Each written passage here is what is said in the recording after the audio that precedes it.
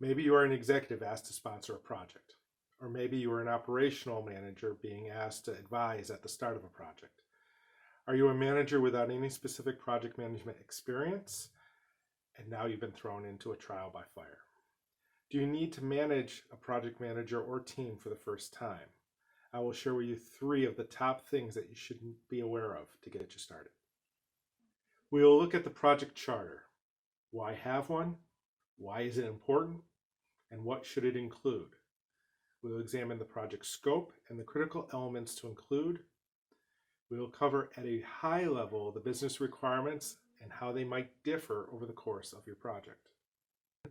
At the end of this video, I will share some bonus links and templates and answer the question, does a charter need its own document?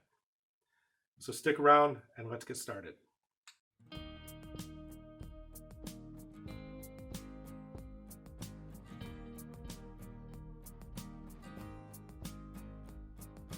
First, a note about terminology and language. In any field, terminology can vary not just between national languages, but between industries, professions, crafts, and cultures. Put 5 people in a room and the same word can have 5 different meanings. A lawyer and a programmer can be saying the same exact thing, yet may still argue about it, not understanding the other correctly. When hiring or assigning a project manager, you want someone who can navigate and translate the terminology of the project. We'll explore this in more detail in a future video. For this video, I will use the term organization very generically. This can refer to any company, office, business, nonprofit, or even a youth club. Regardless of your industry or sector, I believe the information in this video is going to have value for you. With the project charter, the key here is to keep it simple. The charter document should be 1 to 2 pages maximum. A charter authorizes the project and empowers the team. It represents the organization acknowledging the project and its alignment with strategic goals and values. Approval by the project sponsor is required, and the project sponsor should be high enough in the organization to be able to assign or negotiate for resources and should directly report to the highest level executive management in your organization. The charter provides authority to the project manager. Now this is important. When the project manager is managing the assigned team and the resources, they do so with the authority of the project sponsor. So give this the consideration it deserves. Okay. Now, a project sponsor can cancel a project charter to administratively close a project. There may be consequences to this. You may need to pay vendors for work done or assume unrecoverable costs. However, there may be times when this is the best option. The scope feeds your work breakdown structure. The project manager will address the stages of how this is produced, controlled, and managed. You should make sure that it includes some key points, however. You should have a brief high-level description. What do you hope to accomplish? Deliverables or features for the project that are in scope. Deliverables or features out of scope for the project. Think about what people might assume is in the project, but really isn't. This is a place for you to provide that clarity. Assumptions and constraints on the project. These are important and are risks to your project.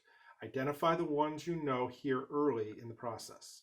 You can refine or add to them as the project progresses.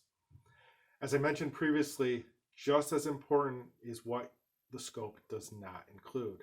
The scope document does not include solutioning, technology to use, or detailed specifics. You are not far enough along in your project when the scope is developed to fully have that information. In many cases, your team may have been thinking about this stuff, and that's okay. Record and collect it for inclusion in the project. It just does not belong in this document. Now here's a little something extra to consider. You should always review your existing process before engaging in a project to change it. This is referred to as a business process review. Consider if you need to change or lean your existing processes before the project even starts. Do you want that change done as a first phase of the project or as a standalone prerequisite project? Business requirements ask, what are the needs of the organization? What is that thing that will provide value? what needs to be done, and why. Make sure to identify any security or industry compliance requirements. This is different from the project team's technical requirements or specifications, which get into the nitty-gritty detail of how to meet the business requirements. Over the course of the project manager may produce additional documents that will enable the success of the project. These may include items like the risk register and the issues log. A risk is anything that can impact your project, and an issue is anything that has already impacted your project. You may see a roles and responsibilities document. This will outline who will do what. And one person may have more than one role. However, the warning here is that the larger and more complex your project, the less likely that is to be efficient. Primary roles like project manager, project sponsor, business analyst, technical lead, and testing lead are usually too time-consuming to exist within one person. Now, a resource plan answers the questions: how will the PM request additional resources? What resources are already assigned? What are the resource constraints and how will they be managed? And how are resources adjourned or redistributed at the end of the project? In this video, we covered the project charter, scope, and business requirements. If you want me to go into any of these in more detail, please let me know in the comments.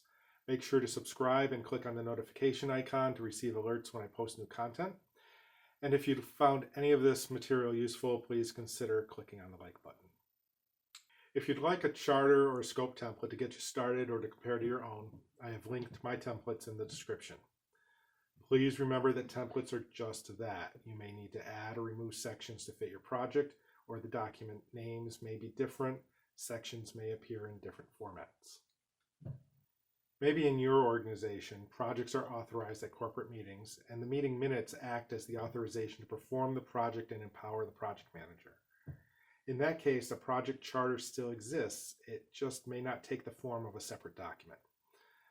I have also linked to two organizations, the Project Management Institute, or PMI, and the International Institute of Business Analysts, or IIBA.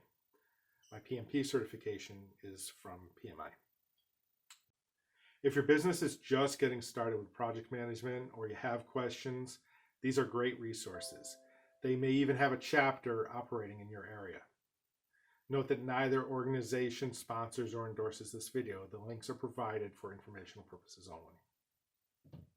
If you'd like a more in-depth video on any of these topics, please drop a comment. Again, please consider subscribing and clicking on the notification icon to receive alerts when I post new content. And if you found this material useful, consider clicking on the like button. It is greatly appreciated. Thank you for your time and your consideration. Until we meet again, I wish you well on your journey.